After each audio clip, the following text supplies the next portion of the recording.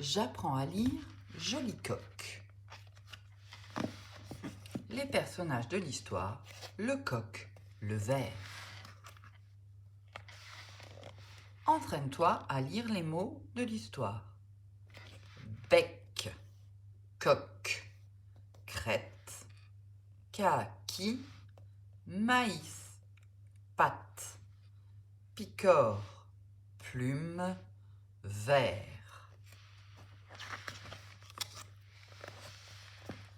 Le coq se lève, il crie « Cocorico !» Il porte une jolie crête dressée sur sa tête.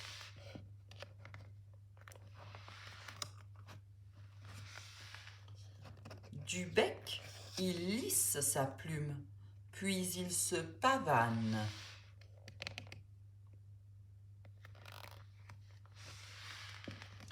Il picore le maïs sur le sol.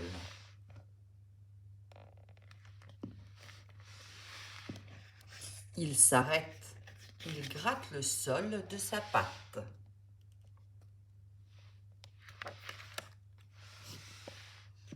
Il regarde le ver sortir de la terre.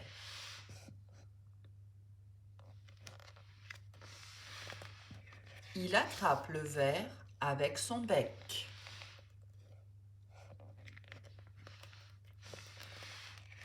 Le coq se redresse. Il remue la tête. Berk! Le jabot du coq grossit. Il a avalé le ver.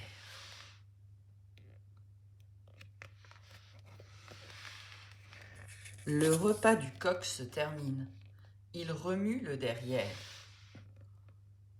Oh! Le caca-kaki du coq! Le coq se poste sur le tas de bottes. Drôle de coq!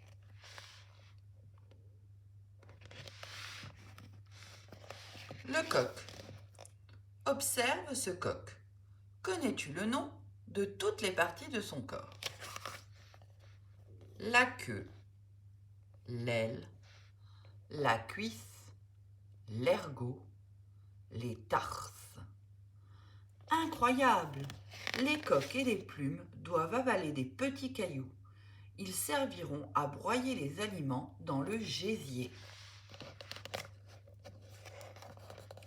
La crête, le bec, le barbillon, le plastron, la poitrine, les doigts.